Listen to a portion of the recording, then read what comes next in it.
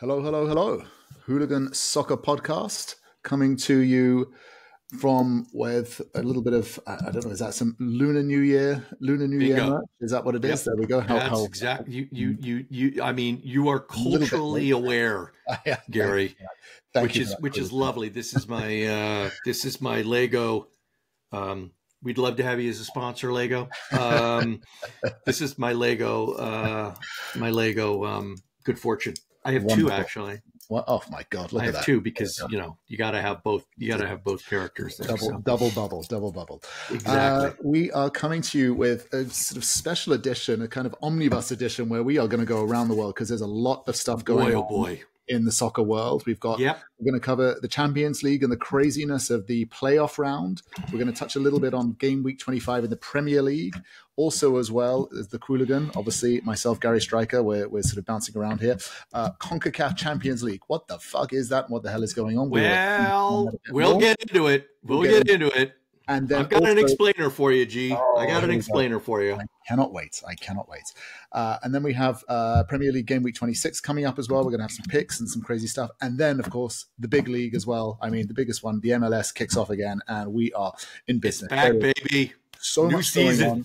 So much to write about. Let's get into it. So we'll even talk about it. Yeah. We just won't write about it. We'll talk about it. Let's get into it. Champions League. Okay, so now we have got through the knockout phase of the new structured format of the Champions League. And wow. I mean, it was riveting. Just nuts. I have to say. I exhibited an incredible amount of schadenfreude by watching Manchester City get absolutely steamrolled by Kylian Mbappe yesterday. I thought that was I was tweeting about it from our account as well, because I remember at the beginning of the season Mbappe was getting so much shit about how he's upset the balance of Vinicius Jr. and Rodrigo and can they play together, and he was electric. Absolutely electric. He was. Yeah. I mean, it's one thing to it's one thing to score a hat trick. It's another thing to score a hat trick with as much quality as he exhibited. I mean, it was just beautiful. It's just a masterclass and how to take down a giant. Oh, well, I mean, by a giant. By a giant. This isn't a David Goliath thing. I didn't want to imply that. Despite Mbappe's relatively limited stature, this is not a This was not this is not a giant killing of any means. This was Real Madrid. No, as they say, it is the class. It is the Champions League Classico that happened early. Yep, it is. And so as a result, there's going to be some. When you look at the draws for the next leg, you've got Classico Part 2 coming up, and it's going to be awesome. It's going to be exciting. Who does Real play next? Barcelona, right? No, we're Liverpool. The draw's tomorrow. Oh, but wait, is it confirmed? Because I thought it was still either or. I thought there was still some... It's either or. That's what I'm saying. The draw is tomorrow, so we won't know, but they're going to be playing either one of them. Oh, Barca. Oh my God, this is... wow, that would be a worthy final, wouldn't it, as well? I mean, that's my whole point. Yeah. We are being treated to two finals in the early stages, which means that one of them ain't going through. How awesome is that? How awesome is that? Sorry, no, that's my bad. Real is not doing that. I completely screwed the pooch there, Gary. I mean, Real's either playing Atletico or Bayer Leverkusen. Leverkusen, that's it. Alonso could be going back as well. So yes, that's you really caught me off there as well. I love. No, that was my bad. I screwed that up. There's another team that we have to talk about that is going to be competing in a different type of Classico, but we can get to that in a second. We will get to that. The amount of times you jab me by saying, well, Gary, I've done my research and my homework as well. And there we go, just to show we are. I did my research. I just made a mistake. We're all human except for the Qooligan, by the sounds of it. We're all human. I'm only semi-human. My artificial hip and knee would tell everybody otherwise. Cyborg Qooligan, that's what it is. Okay, what other games? I mean, I was looking through this.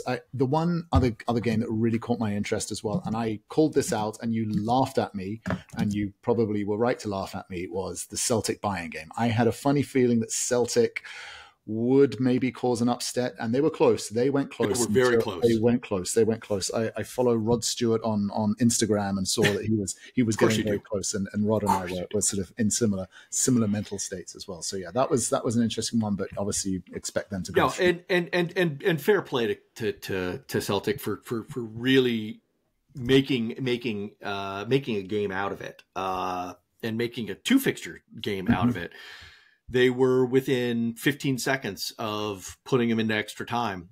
I think the pundits had a good take on it. You know, Carragher and Michael were both like, Celtic wouldn't have lasted 30 more minutes. They looked tired and exhausted by the end of that game. They probably didn't have enough gas. All the same, it was crushing. It was a heartbreaker to see that goal be conceded at that time. You really felt that they deserved another 30 minutes to at least show what they could do, and maybe pull off the upset of 25, really. But it didn't happen. It didn't happen. And, you know, it didn't. Well done, Bayern. I mean, they well done. I should say just enough done, Bayern. They did just enough. Yeah, they're not filling me with confidence that they're going to be able to go through all the way. And then I think, what does that mean for Bayern is because of that, I'm just looking across the brackets, and therefore Bayern then either will face, it'll be the other side. It'll be either Leverkusen or Atletico. That's correct. Is that correct? Right? Yeah. Now here's the interesting thing. So do you want to see derby-like fixtures in your Champions League, or do you want to see the Titans clashing against each other? Because the prospect of a Real Madrid Atletico Madrid rematch so soon after their derby is thrilling. It's like, oh, that's kind of cool. And of course, Leverkusen and you know, Leverkusen and Bayern Munich, there's no love there either. So do you want that, or do you want them to play across countries? Yeah, I am of mixed opinions. I mean, listen, we've already seen how inter-league draws in the Champions League have yielded not too much excitement. But granted, neither one of these 4 teams is Brest. And that's no disrespect to Brest. Oof. But they, you know, when they drew PSG, you could have just pushed them off to the side right there and not even played the games and spared them the embarrassment of their 7-0 loss. Without Dembele, mind you. If Dembele had been there, it could have been 10. Who knows? And again, that's no disrespect to Brest, who made a hell of a run against a lot of odds to be there, and then got the shafting of all shaftings in the draw. 10-0 aggregate. Yeah, I think rough. we were both undercover. Well, not even undercover. Outwardly sort of vocal Brest fans and wanting them to do well. Yeah, who doesn't love the underdog? Yeah, of course. And it was a magical tale. And look, I think this is the reality of like the level of competition. Obviously, sort of once you get to the playoffs and sort of knockout phases, it becomes really serious. And to be honest, like even if Brest had been pulled against Atalanta or Brugge or one of the other teams, I think they would have probably have still been absolutely hammered. They just got a really good run at the beginning, got some good results, and hold it together, right? I think they would have lost. I think that was probably in the cards, but they didn't really deserve to lose like this. It was just, you know, I mean, it wasn't pretty. And now the only upside, and it is a juicy upside, is that PSG will have to play either Barcelona or Liverpool in the next round. So again, you've got another potential final early. Yeah. And one of them's going home. And so it's like, cool. Love it. Love it. So exciting. Look, I'm rubbing my hands in glee, glee. It's going to be very exciting. So the draw is tomorrow. The draw is tomorrow. If there's any other potential interesting sort of juicy fixtures as well. I know obviously. Well, no, listen, you've got to call out the new Brest of the next round, which is Club Brugge, because they just mantled Atalanta. I'm sorry, I watched that game and was screaming at my TV the entire time. When right before halftime, when Atalanta had 3 shots on target, hit 3 shots, 2 of which hit the woodwork, 1 of which was saved by the goalkeeper. And that ball popped out to the Brugge winger. I screamed at my TV. I said, "Oh, hell no. You are not running all the way down the field and scoring a goal." And of course they did. And that was it. That was the sealer. I was like, that's it. We're done. They're done. Atalanta's cooked. Yep. And that's what happened. But they, I mean, come on, they were the lowest seed. They were the 24th seed, right? They were the lowest qualification. They're going in. They're pushing through. They got a new talisman, right? They got this new talisman kid that everybody's talking about, right? Chemzide Talbi. And I mean, how long will he stay there? He won't be there after the summer if he keeps playing like this. Yeah. And they're pulling either Aston Villa or Lille, both beatable teams. Yeah. Both, which means that they've got the potential to go all the way into the quarters. Super big. That's huge. That's huge. Yep. The revenues that club are going to pull, if they can beat Villa or Lille and go on to the next round, dude, that's their budget for 2 years. That's enough money to keep that team afloat for 2-3 years. It's huge. That is magic. Absolutely huge. Anyway, magic. Champions League just knocking around as well. The Dortmund Sporting game. Obviously, Dortmund dismantled Sporting. Boring. I called that one. I do want to call out. I know we want to gloss over that one because I thought you thought Sporting would do this. I had a feeling Dortmund. I thought so. No, I did. Yeah. You know. And then the one that actually did surprise me was this the Milan Feyenoord. I was surprised about Milan, right? I thought they would actually go through, and Feyenoord have also, again, to get that deep into the Champions League further than Man City, that is an achievement. Yeah, let's just say it was a very, very bad set of fixtures for Italy, right? There were 4 teams going in. Yeah. Right? There were 4 teams going in, only one's coming out. Inter are looking really hot. Going into the whole thing, but just in the knockout round, right? In the knockout round, they had 3. Atalanta, AC Milan, and Inter Milan were the 3 Italian teams as well. And so there were the 3 teams. My bad. Yeah, and the 2 got eliminated in the knockout. So it's not a good look. Yeah, and Dutch teams. I'm sorry. Yeah. When did the Dutch team suddenly become Dutch teams relevant? have always had your Dutch team has always had a very good pedigree in this competition as well. Until they completely shot themselves in the foot. They didn't qualify, and back to the drawing board as well. But there's always the lower league European competitions. Okay, so Champions League, where they're not doing great either, but whatever, that's neither here nor there. No, and I think kudos to both Feyenoord and PSV who dug in and eked out wins. I mean, great job. So done really well. All right, I think we've done it with the Champions League. What's next? So Premier League as well. So Premier League game week 25 this past weekend, and again we're climbing this all in because there was some disruption to normal scheduling. We were unable to record and sort of get into this, so we need to do a little bit of catch up. But Premier League game week 25. Yes, I know where I'm going to go. I know where I'm leading. I let's start it and get it over the way. Go on, let's just do it as well. I mean, Chelsea just got absolutely steamrolled for the second time in a week by the same team, and it was like they didn't see this coming. You didn't learn anything from the first time, it was bad. It was really bad. Steamrolled is a very polite verb. I would use something a bit more vulgar and crude, but you're a family man, Gary. You're a family man, Gary. So I will refrain from that language here. No, it was awful. It was awful. And to like you said, to have it twice, to go down twice in the same week, and as you said, not really showing any news, any sort of learnings. No learnings. I mean, come on. It's not that does not befit or behoove a club of Chelsea's stature and status that it go down like that. I mean, look, Chelsea. Just remember, a few months ago we were predicting them. They were contenders. Are they title contenders? Contenders? Even I will admit that that thought crossed my mind. I was getting carried away. I didn't want to get too excited, and obviously I think my intuition was right. And yes, it was. They're in I mean, I wouldn't go as far as to say a crisis, but they have had a real dip in form and injuries across the board. Their goalkeeper is absolute, just goalkeeping situation's dire.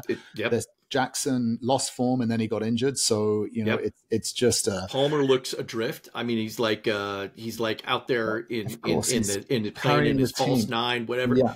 Carrying the team, but also just way off his form. Yeah, well, and of course, everyone has dips in form as well. And again, I think this is the byproduct of a young team. There's an experience. There's not true sort of leadership in that sense as well. Isn't that what the manager's supposed to cover? I mean, you gotta sort of look around and go, fix your sights on Enzo. It's like, what? You can't just say it's young kids. Yeah. Your job as the manager is to make sure your young kids are prepared. Yeah. They didn't look prepared. Well. Yeah, they didn't look prepared. And again, they do just look a little bit off it, I have to say. And so, they are, I wouldn't sort of hit the panic button and say crisis yet, but certainly severe dip in form. They can still pull it back. If they can turn this around, they can get back up into the top 4 and sort of gather the Champions League. But Chelsea, I am not looking forward to the weekends and to these Chelsea games coming forward as a Chelsea fan, I have to say. Yeah. The other major shellacking, of course, was City over Newcastle, and I mean, yay, City. Yeah, I mean, again, Marmoush, phenomenal, right? I think will grow and be a spectacular signing. I mean, they spent a lot of money for him. Yeah. Let's be fair. Yeah, but he looks right now to be solid business for the club. Yeah. I mean, Newcastle I don't know what happened to them. They just completely switched off. But you could make the point that Newcastle and City are having very similar seasons, right? Where they look really good and then they're going and then they just get smashed. Exactly. And so City win 4-0 against Newcastle, who are respectively a good team, right? They are getting into the top 4. No, they're a very good team. And then in midweek, then they go to Madrid, and then Mbappe just dismantles them completely, right? So again, these are both good teams until they're not. Yeah, and then they go back again. This wise happens, words from the Qooligan. They're good teams until they're not. Right? Until they're not. It is night and then it is day. The philosophy of the Qooligan. What can I say? I'm a very Boolean. All right, it's just like either or. Yeah, there's not a lot of in between there. Yeah, and then I think the other interesting one was Spurs United as well. That was like, as I say, two punch drunk sort of alcoholics going at each other in a bar fight, and just without sort of just sort of which one's going to land a punch first and get away with it, right? And very apt. And of course, when you're in that scenario, whenever you're in a bar fight scenario, who do you go with? The Australian, because they're gonna throw in a headbutt or something. They're gonna do some kind of underhanded move to make it happen. And Tottenham won. Yeah. Not worthy, deserving, and again, it was just like it was. And I wrote this article obviously yesterday, which is I genuinely feel for Ruben Amorim. I really do, because I don't think it's him. I just think it's the structure of the club, the setup, just the environment is not conducive to succeeding by the sound of it. I think you could be right. And it's a culture. There's a culture of rot somewhere in there, and it needs to be taken out. The one stat that I found fascinating about that game is that both goalkeepers had 6 saves. So in a way, right? I mean, that's a lot. 6 saves is a lot for any goalkeeper, and to have both goalkeepers getting 6 saves shows that there was at least maybe a modicum of quality. And some they at least tried both. Yeah. Chris Madison was the only one who got in, but so all right. Yeah. It was, I mean, and again, I know he was, his celebration was pointing sort of, I think he was reacting to Roy Keane had said something, obviously one of these ex legends, and sort of, that's the other problem I think you have with Manchester United. You've got these legends of the game who have done it all and won everything, and they just pile the pressure onto him, don't they? They just whenever it doesn't go right, they jump in, and it cannot be easy to have all those legends just basically just judging you and sort of that pressure, plus the ghost of Sir Alex Ferguson. I mean, zombie Ferguson basically showing up at every home game, like staring death at everybody. Said shivers up my spine just thinking about it. It's not, it's not right. So so I think those were definitely the top picks of the games for sort of that game week 25. I mean, and of course, I think we're gonna go into Liverpool in a second. When we go into game week 26 and look at our futures. Yeah, we do have to call out that Liverpool had a double. They did, and they didn't lose, so they eked out a win against Wolves, and it was tough. That was a tough game for them. They had to actually really dig in. And then, of course, they played Villa, and to be fair, should have won. They should have won that game. There were ample chances for them. Darwin Nunez has not done himself any favors. He missed a couple of sitters. I mean, just really bad. One at the end. Good. Yeah. My own offspring tried to get me to buy him a ticket to England so that he could, quote, punch Nunez in the nuts. Well, I was like, yeah, let's put a pin in that idea there, boy. Just like... If I remember correctly, in this past transfer window, didn't one of the Saudi teams come in for Nunez and offer silly money for him? I don't think it was silly money, but it was decent. I mean, it was north of 50. It was north of 50 mil. 100. I think it was in this sort of 80, 90 sort of territory. But either way, this is the thing with Nunez is since he's come to Liverpool, and it's been about 2 years, and I have family members who are Liverpool fans, and I'm on a WhatsApp group who are sort of, you'll never walk alone. And I remember saying this as soon as like 3-4 months into his tenure at Liverpool he just doesn't look like he's the striker that you need. He's not going to be the guy, right? I'd rather Jota, obviously Salah, but I think Jota, Gakpo, who I wouldn't say is even a pure striker, is probably a better goal scorer than Nunez. And then obviously you've got Luis as well. So it comes down to finishing quality. Nunez is an amazing disruptor. I mean, you put him on the field, he will run things ragged and create spaces, and he's great at that. But when the chips are down and he's got the ball at his feet and he needs to score, pulls it. He just can't get it on frame. Yeah. And he does, and he's had some big goals. He's had some really critical and big goals. Let's not take that away from him. But nope. Sorry.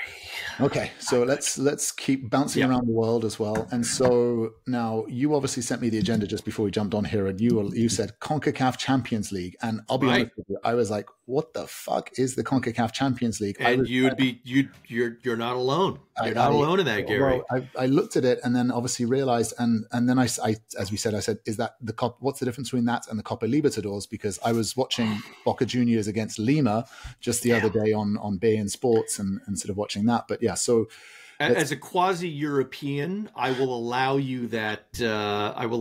Ignorance, but no, they're not the same thing. But to be blunt, and for those at home, the Copa that you previously mentioned, the CONCACAF Champions Cup, are essentially the respective league, right? The respective confederations Champions League for clubs. Yes. So CONMEBOL obviously being South America, and so that's for all the South American clubs, and then CONCACAF is Central America, Caribbean, and North America. And so think of it as Champions League, right? North America, Caribbean, etc.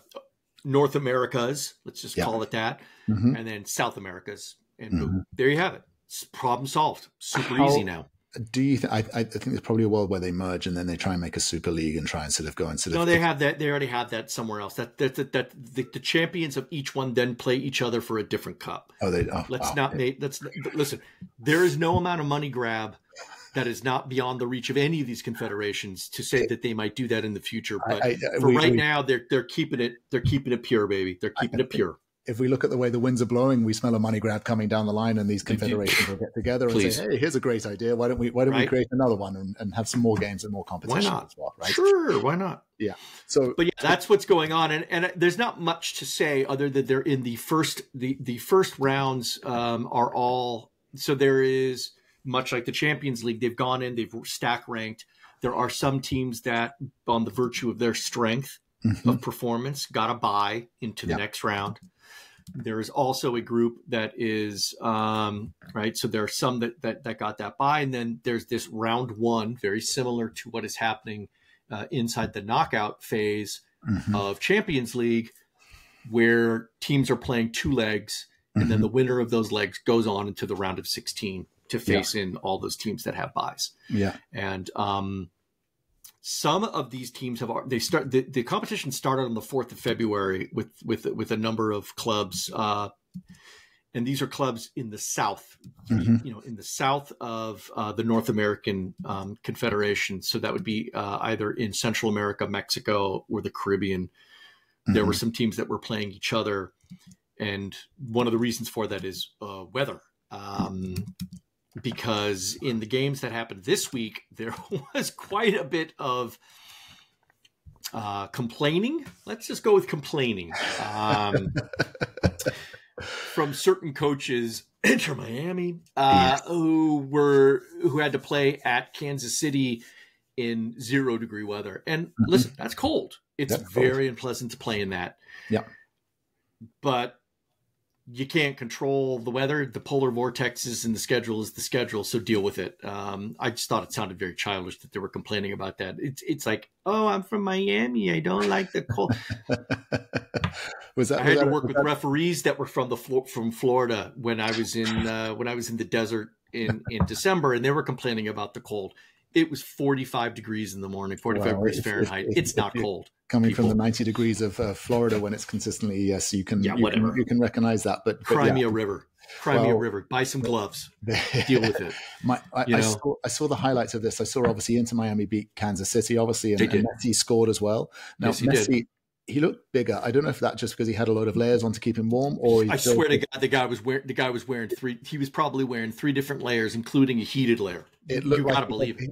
Do you know how, like, sort of when people have bulletproof vests on, they just look a little bit more built? It looked like he had one of those on, and that's it. But he scored, so that was obviously. No, he scored, and the same thing. Like the Colorado Rapids played, the Rapids played LAFC. Similar. I mean, I watched snippets of that game. It was miserable out there. Yeah. I mean, the pitch had snow on it. Yeah. It was. I mean, Colorado. Obviously, you're playing at elevation. It's always cold there in the winter, right? But this was even beyond that. It was negative. I think it got down to -8, -11 with wind chill. With altitude as well. Come on. Yeah. That's Fahrenheit, not Celsius, mind you. But that's like, dude, that was cold. Yeah. Everybody looked miserable. Well, you can they see were all wearing balaclavas, right? They all had balaclavas that they would put up over their nose, and then they like pull them down to start running, and then they pull them back up again. I mean, it was nuts. Wow. So yeah, we'll do more on that. I just wanted to bring it up so everybody knew. We'll do more on that one and look for something on the website. There'll be a summarization of some of the fixtures that have been going on. There've been some interesting ones. Wonderful. Yeah, I saw that, and obviously LA. Obviously, I couldn't handle that as well. I see that Seattle Sounders had to travel to one of my favorite Central American cities, is Antigua. I didn't even realize they had a team as well. So yeah, so Antigua, they were one of the qualifiers. They were one of the club qualifiers from Caribbean. Wow. Amazing, yeah, Antigua. Along with a club out of Jamaica called the Cavaliers. There's a Jamaican team in there as well, and then there's a Jamaican. They actually have a bye. They got a bye because they just based on performance. So my God, that's incredible. Yeah, so it's interesting, sort of. Like I said, we're more to come on that. We're gonna do a whole thing. To bring people up to speed. Okay, so that's kind of all the stuff that has been, and then now let's look forward to the things that are going to be and what has happened as well, right? So let's start. Should we start with the Premier League? Let's start game week 26 on the Premier League. Obviously, we've got a couple of interesting fixtures as well. So, Gary, talk to me. I mean, well, let's start before the fixtures. We have to ask the question: are Liverpool okay? No. Do we have to have a wellness check? Do we need a wellness check on Liverpool? Wheels are wobbling. Wobbling. And again, while they haven't really, the only one they lost was obviously is it Plymouth in the FA Cup as well in the fourth round? Is it Plymouth recently they lost, which was the shot? Was it Plymouth? Am I getting that right? They lost to Argyle. Yeah. Plymouth in Argyle, the FA Cup. And before that, their previous loss was to Forest. Yes, and then since then there's been some draws, and as I say, and then you also as well you creep into it as well. Arnie Slot getting sent off as well, obviously at the Merseyside derby, which they drew as well, which is coming up, which was interesting as well. So I will watch that one with interest as well. But again, looking at City, like you don't know what City you're going to get. They're either going to turn up and run over them 4-0, or they're also going to fall over, and Liverpool are just going to absolutely smash them. You're referring to the upcoming match on Sunday that should be on everybody's radar. That is absolutely the one you want to be watching. Yes. I'm excited about it. Personally, I think you've got to give Liverpool the edge. I think City will be hungry. Yes, they were embarrassed at Madrid. So there's nothing worse than playing a team after they've been humbled. Yes. And that's also, it'll be fascinating. It will be fascinating to see. I think Liverpool should be able to do it. If I was a betting man, I'd say it's a draw. Yeah. I'd actually say that they're going to get another draw. Fair result. And that would be, and they'd probably take that as well, as long as they don't start losing. And look, if they're drip in form is them just drawing a bunch of games, that's okay. But what the interesting thing is, if you do look at the league table, their lead all of a sudden, and again, Arsenal have a game in hand on them now all of a sudden. So they went from running, sort of having that extra game in hand against Everton, which they drew, to then all of a sudden. They had 2 weeks of doubles. Yeah. And so that's a lot of games. Yeah. That's a lot of games. Now, and that was the benefit of the benefit of not having to play knockout rounds in the Champions League was that they had to do some domestic catch up, right? Yeah. And they also had to do some anticipated catch up because of that issue. So So they go from being game in hand to now being ahead. What's 5-point difference between them, right? It's at the moment there's 8 points between Arsenal, but obviously with the game. So assuming Arsenal win that, and again, how Arsenal keep grinding out results is actually really impressing me, I have to say. Assuming Arsenal, because obviously Arsenal, who have they got this weekend? They got West Ham. It's going to be a London derby as well. West Ham are not looking good on their form. So you'd expect Arsenal. But West Ham are tricky. Mm-hmm. They show up. They do tend to show up for the big games. Well, let's hope. I'd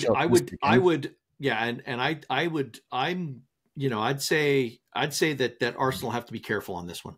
They have to be careful. Yeah, well, they're going to. I think in true Arsenal fashion this year, they'll probably walk out with the 3 points. Yeah. And we'll probably say they didn't deserve the 3 points, but they got it anyway, because that seems to be what we're saying about them all the time. Constantly, yeah. How are they doing it without strikers? Without the strikers, how are they doing it? And again, their form, the last 3 games they've won, then they drew, and then obviously if you look at West Ham's form, they've lost 2 and drawn 1. So the form would indicate that Arsenal obviously will be the heavy favourites for that. Absolutely, the Liverpool obviously the big one. Newcastle Forest.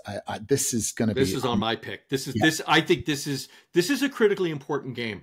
Mm-hmm. Not for the title race, but for the top 4 race. Yes. Forest have to, right? Because Newcastle obviously need this win to get themselves back into the running. Yeah. Forest need this win to keep going, to just keep themselves in the positioning, right? Yeah. They're currently third? They're currently third? They're third at the moment as well. And again, there is like a real cohort of teams, obviously third through to, I mean, even if you look at third through to third to 7th or third to 8th are really, really tight. Yeah. And then even you can open it up and say Fulham and Villa are down in 9th place as well. It's on 39 points. So there's like a sort of 8 point sort of differential there, which is interesting. And it's going to be tight. It's going to be chopping and changing in form. So I agree. That one's interesting. And then you had another pick as well. What was your other pick for this weekend? Well, Gary, let me check. I believe it was Fulham Palace. Well, Fulham Palace, and that's, again, this is a big personal thing. I mean, Palace had a disappointing loss against Everton, who are in an incredible resurgence of form. Yes. And just kind of smack Palace around. Bummer. Disappointing. Yeah. I mean, I think Fulham have done a really good job this year in sort of just keeping themselves around. But I again, this is a London derby, a sort of one of the little minnows of London derbies. But I'm going to go out on a limb and I'm going to give Palace. I think Palace is going to pull this one out. And then my next pick is because I do think that this one is just got oodles and oodles of juice in it. It's Everton and Manchester United. Yes. This is right next to each other, sitting there. And I mean, Everton sitting there on 14th and 15th place. David Moyes. I hope he had a bonus in his clause as well, of like a sort of stay up bonus or a sort of form bonus, because he is bound. He does. Talk about the bounce. He is. Well, look at that. The last 5 games they've won 4 and drawn 1. Right? They have not lost a single game in the last 5 games since he's taken over. So they are looking good. Yeah, I would expect Everton to get the edge on Man United here. Is that what your pick would be? Oh yes, I would agree. I would agree. So I don't think their form. I don't think their form is going to drop. They're at home. Mm-hmm. It's their new stadium, if I'm not mistaken. They've actually moved into it. Is that correct? I don't know. Well, I know they opened it. I know it's been open, but no, you know what? I don't think they start until next season. I think that's next season. Yeah, I don't think. But still, this is Goodison. Right? Yeah. This is Goodison Park. Every game is filled with emotion for them now because they're playing there, and every game could be the last game that everybody's going to, the people who are the fans that are going. Yeah. There's going to be all that. So they've got that on their side. They've got Moyes. They've got some players that are resurgent. Beto is killing it right now. That's good. That's very good. Yeah. And you can tell just how good they're doing because the transfer rumor mill is swirling around Everton players. So there is no greater compliment than poaching. That is true. Yeah, they will. Yeah, no one wants to poach bad players, do they? Yeah. So if they're looking well, that's always. But I think that's what we got going on there. Yeah, I think if I was to also sort of pick one other game as well in there as well, obviously I'll stay away from Chelsea Villa because I think that's just going to be a train smash, and I don't want to do that. I will Ipswich Tottenham. Again, I don't think Tottenham have saved themselves, and I think Ipswich are still fighting for dear life. And again, Tottenham are gettable. You can get at them and you can beat them as well. So I think this will be an interesting one. And to be fair, Ipswich they did a lot to earn that point last week. Playing with 10 men, managed to, took the lead, held it for a point. Yeah. Well done them. Yeah, they're going to want to build on that momentum. They're at home. They've got to spank the Spurs. Yeah, I think so. Yeah. Now, just if I can just take one moment here as well, just looking at this mathematically, Man United are obviously in freefall. Yes. What they are, I mean, I'm just looking if we can agree that if you're looking at the relegation zone, right, you've got Southampton who are down on 9 points as well. They don't even have a chance. They're done. They're done. Cut them loose. But then you've got Leicester, Ipswich on 17 points, and then you've got Wolves on 19. And so there is that gap, right? You have that, what is that? That's sort of like an 8-point gap between West Ham and Wolves. And then Man United as well. So that's a 10-point gap. Yeah. I genuinely do not believe that they are in relegation danger yet. Yeah, I agree. Now, if it carries on, unless if they lose the next 2 games, Gary, let's revisit this conversation in 2 weeks. If they lose the next 2, then and particularly, I mean, because remember that 10 points, it goes both ways, right? So if Ipswich pulls a win or 2 wins.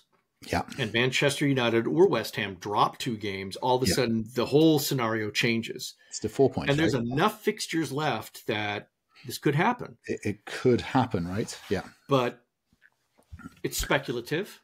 It is. It's exciting. It's dystopian. It's exciting. I'm a big fan of that.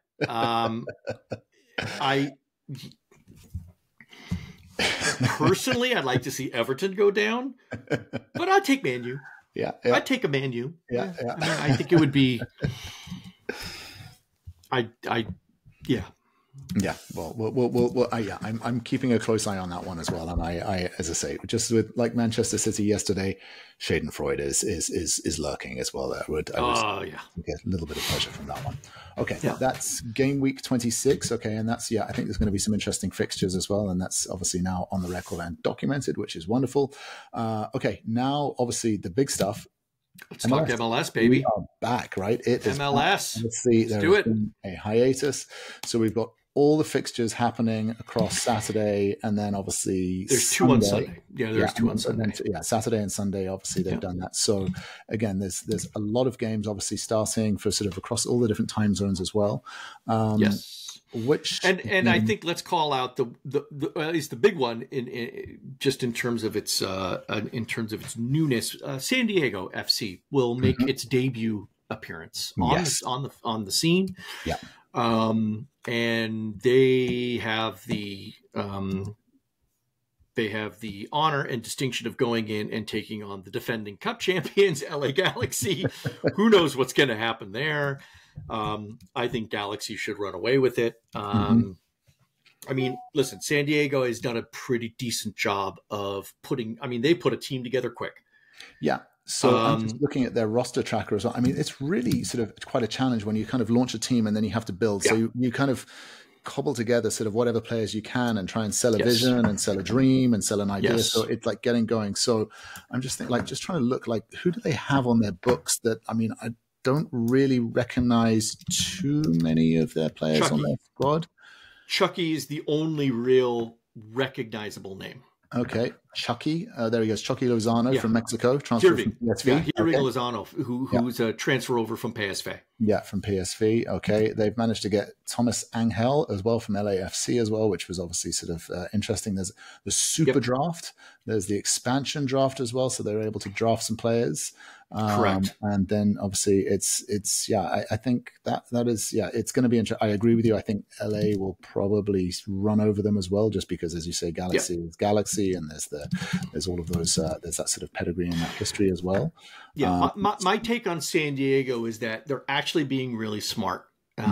They are leveraging in the owner's stakes in Right to Dream Academy.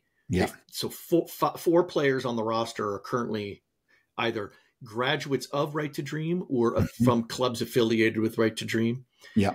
And so they've been pulling in younger-ish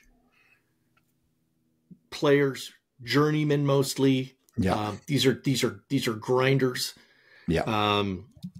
They are focusing on trying to shore up defense. Obviously, Chucky's got some chops up front. They're really hoping to They're really hoping to leverage him. I'm not sure. He's getting a little older, so we'll see exactly what he can do. Yeah. But more importantly, they have left a number of their designated player spots open. Yeah. Well, very smart, because they're waiting. They're waiting. You can't. There have been a handful of teams that have hit the MLS expansion and like exploded onto the scene and done incredible stuff. But it's most of those teams had pre-existing clubs, right? Seattle, Orlando, Cincinnati, FC Cincinnati, St. Louis. These all had pre-existing USL clubs. So there was already a culture. There was already a fan base. There was already something there. San Diego didn't have that. They had the Loyal, San Diego Loyal in the USL.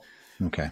But there's no love between those two, because the Loyal were hoping to grab that spot. They got cut in by Mansour, right?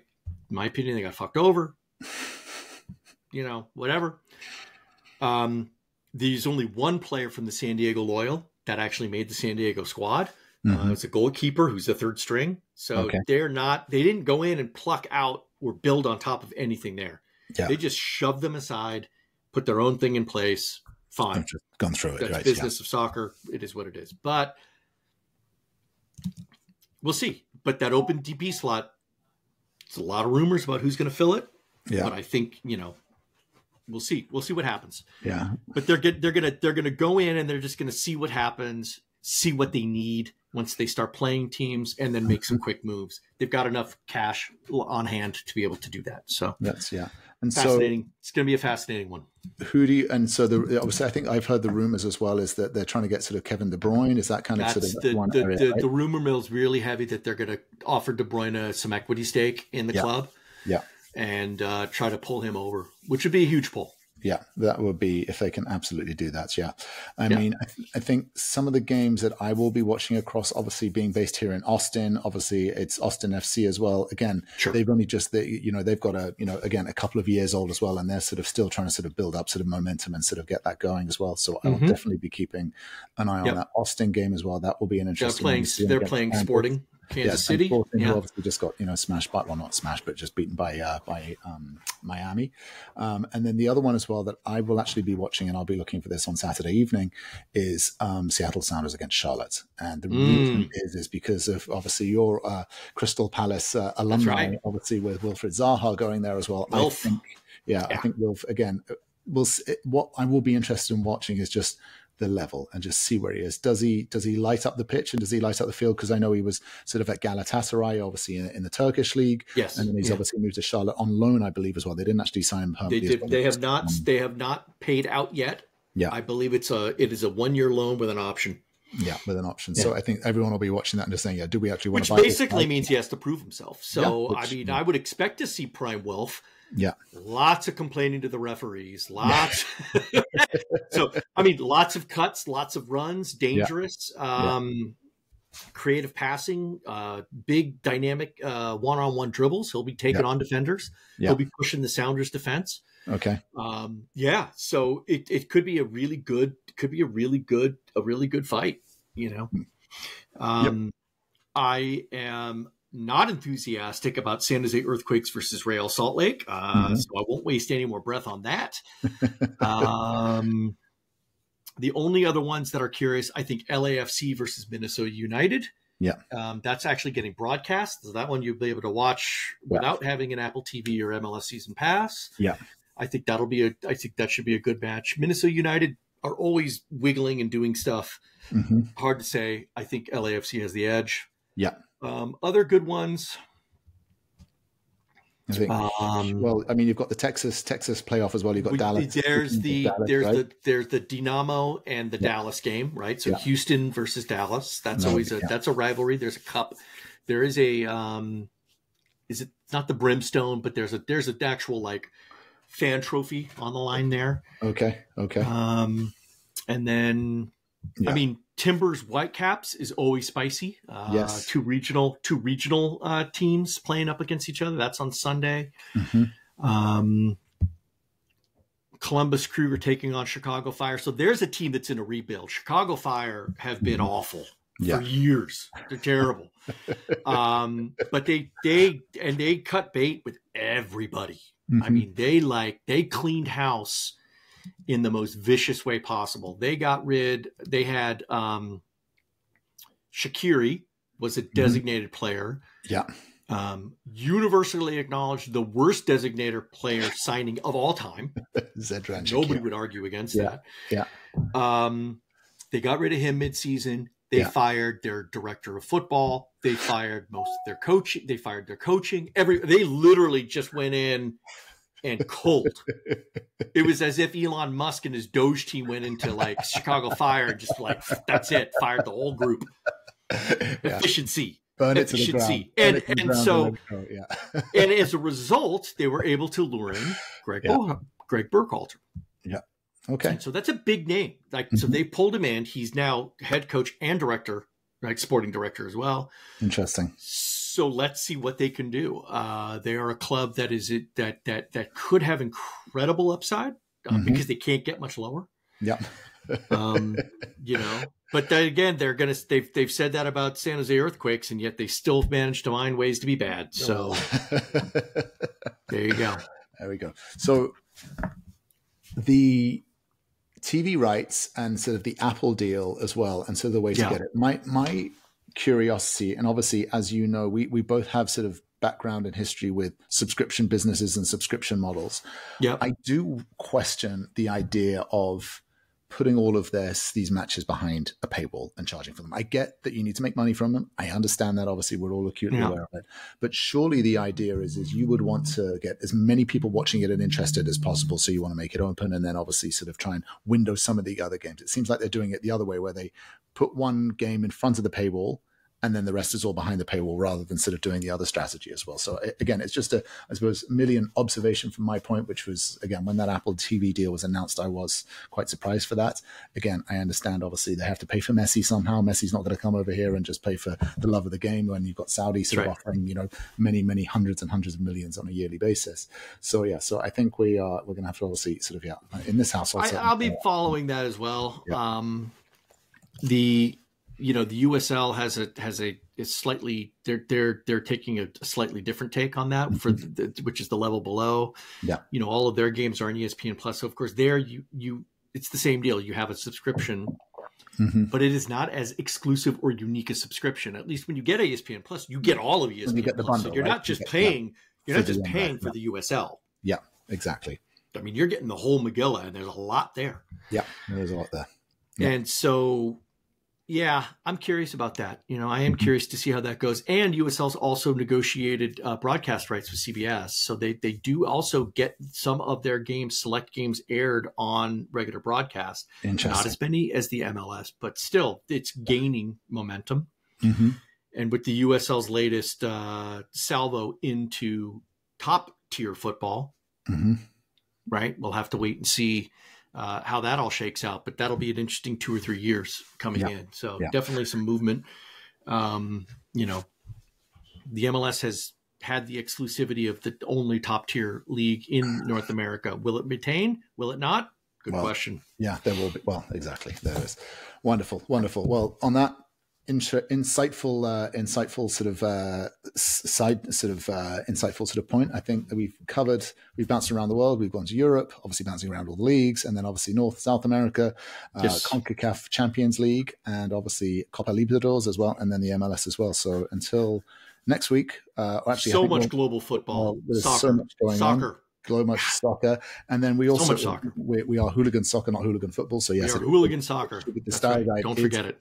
Is soccer. And then obviously we'll be back and connect again, because next week as well there's the FA Cup 5th round, and and then obviously good stuff coming. Again, lots of stuff going on, and then we've got the Champions League draw coming up as well, so that will make things exciting. You better believe it. Hooligan, as always, Gary, speak to you next time. Thank you. Peace out.